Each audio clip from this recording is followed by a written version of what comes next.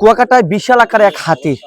আসলে এটি অনেকের কাছে ভালো লাগলো, তবে কুয়াকাটায় আজকে তার একটি ব্যতিক্রম দৃশ্য আমরা দেখলাম। তারা এসে চাঁদা তুলছে, অর্থাৎ হাতি দিয়ে বিভিন্ন যে পর্যটক যারা কুয়াকাটায় আগত হয়েছে, যারা কুয়াকাটা ভ্রমণ এসেছে, তাদের কাছ থেকে হাত পেতে টাকা নিচ্ছে এবং বিভিন্ন যে দোকানগুলো রয়েছে সেই দোকানগুলোতে দোকানগুলো থেকে টাকা উঠাচ্ছে এবং অনেক দোকানগুলোতে টাকা না দিলে সেখানে কিন্তু বিভিন্ন বিভিন্ন কর্মকাণ্ড তারা করছে। আমরা সেই অভিযোগ কিন্তু পেয়েছি। সেই অভিযোগের প্রেক্ষিতে কুয়াকাটার যে কুয়াকাটা উপকূল পরিবেশ রক্ষা আন্দোলন যে উপরা রয়েছে, উপরার সদস্য এবং মহিপুর বন বিভাগ অর্থাৎ কুয়াকাটা মহিপুর বন বিভাগের আওতাধীন যারা রয়েছে সবাই একত্রিত হয়ে এই হাতিটাকে ইতিমধ্যে জব্দ করেছে এবং তাকে কুয়াকাটা প্রেস ক্লাবের যে মাঠটি রয়েছে সেই মাঠটিতে তাকে বর্তমানে রাখা হয়েছে। আমি আপনাদের কিন্তু দেখানোর চেষ্টা করছি যে বিশাল আকারে হাতিটি, কিন্তু এই হাতিটা দিয়েই কিন্তু কুয়াকাটায় পর্যটকদের কাছ থেকে টাকা তুলছে, বলতে পারেন এক প্রকার চাঁদা তুলছে এবং এছাড়াও পর্যটকদের ভয়ভীতি দেখানো হচ্ছে, এমনটা কিন্তু আমরা এই অভিযোগ পেয়েছি। আমি একটু কথা বলার চেষ্টা করবো, একজন পর্যটন কর্মী রয়েছে, আমি তার সাথে কথা বলার চেষ্টা করবো। ছোট্ট করে জানতে চাবো যে আসলে আপনারা কি দেখেছেন সরজমিনে এসে। ধন্যবাদ আপনাদেরকে। এই হাতিটা দিয়ে আসলে এখানে রাস্তায় পর্যটকদেরকে দিয়ে চাঁদাবাজি করা হইতো, কারণ এই হাতিটা তো আসলে বন বিভাগের একটা সম্পদ। এটা আসলে বাহিরে নামানোর কোনো অনুমতি আছে কিনা, বা আমরা যারা উপর সদস্য আছি আমরা আসলে এটা দেখতে চাই যে বন বিভাগের সহযোগিতায় যেটা বাহিরে দিয়ে এটা কোনো চাঁদাবাজি করার কোনো ব্যবস্থা বা তারা এই ধরনের কোনো লাইসেন্স তাদেরকে দিয়েছে কিনা। কারণ এটাতে দেখেন অনেক সময় পর্যটক বলেন বা পথচারীরা বলেন তারা ভ্যানে চলাচল করতেছে, ছোট শিশুরা ভ্যানে চলাচল করতে হঠাৎ করে হাতি দিকে, তার সাথে হাতি তো অনেক বড় একটা দেহ, কারণ এদিকে ভয়ের চড়ে তারা লাফ দিয়ে পড়ে গেছে, এমনকি দুর্ঘটনার শিকারও এই হাতি দিকে পর্যটক সহ স্থানীয় দর্শনার্থী যারা আছে তারা হয়েছেন। ধন্যবাদ আপনাকে। আমি একটু কথা বলার চেষ্টা করব যে উপরার যিনি আহ্বায়ক রয়েছেন কে এম বাচ্চু, আমরা তার সাথে কথা বলার চেষ্টা করবো। আসলে কি ঘটেছিল, আপনারা কি দেখেছেন প্রথমে এসে?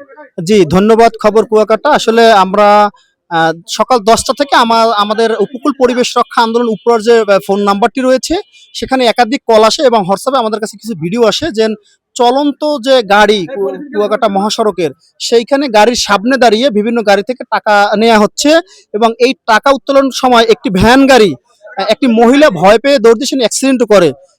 এই মর্মে আমরা কুয়াকাটাতে এসেছি, সরজমিন হাতিটা পেয়েছি। আমরা যতদূর জানি যে একটি হাতি, এটা হচ্ছে বন্যপ্রাণী। বন্যপ্রাণী 2012 আইনে বন্যপ্রাণী ধরা, মারা, খাওয়া এবং কি প্রদর্শনী সম্পূর্ণ বেআইনি।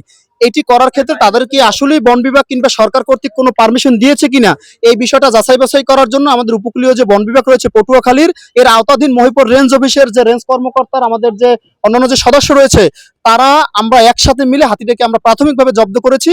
আমরা চেষ্টা করতেছি যে হাতিটা এই মালিকের কাছে কিভাবে আসলো, কোনো সরকারি লাইসেন্সের মাধ্যমে আসলো কিনা অথবা তারা অবৈধ পন্থা এটা তাদের জিম্বায় নিয়েছে কিনা।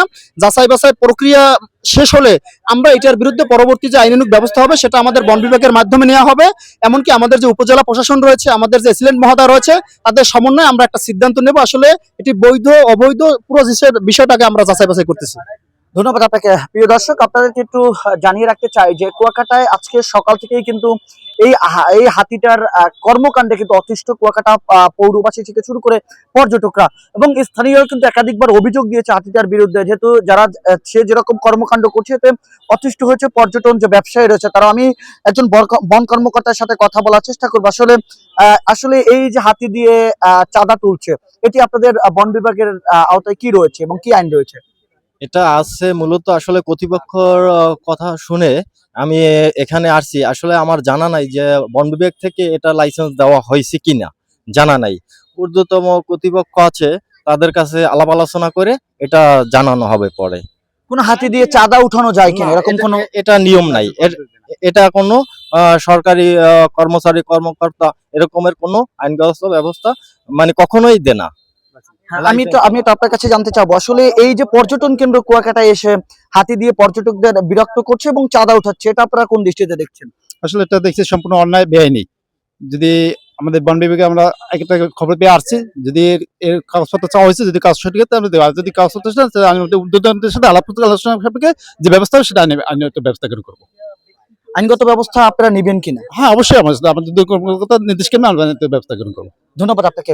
প্রিয় দর্শক, সর্বশেষ যেটা আপনাদেরকে জানিয়ে রাখতে চাই যে আজকে সকাল থেকেই কুয়াকাটায় একটি বিশাল দেহের একটি হাতি অবস্থান করছে এবং এই হাতিটির মধ্য দিয়ে কিন্তু কলাপাড়া উপজেলার বিভিন্ন যে বড় বড় যে বাজারগুলো রয়েছে সেই বড় বড় বাজারগুলোতে কিন্তু তিনি চাঁদা তুলেছেন এবং বিভিন্ন পর্যটক যারা রয়েছে কুয়াকাটায় আজকে পর্যটক রয়েছে। আবার আপনাদের একটু বলে রাখতে চাই যে বৈরী আবহাওয়ার মধ্যেও কিন্তু কুয়াকাটায় পর্যটক রয়েছে, সেই পর্যটকদের কিন্তু বিরক্ত করছেন এই বিশাল আকৃতির যে হাতিটি রয়েছে সেটি, এবং তাদের কাছ থেকে কিন্তু টাকা চেয়ে নিচ্ছেন। অনেকে বিরক্ত হয়ে কিন্তু টাকা দিয়ে নিজেকে রক্ষা করার চেষ্টা করছেন, তেমন দৃশ্য কিন্তু আমরা দেখার চেষ্টা করেছি। তো এই ছিল আমার কাছে এই বিশালদের হাতির সর্বশেষ। জাহিদুল ইসলাম জাহিদ, খবর কুয়াকাটা।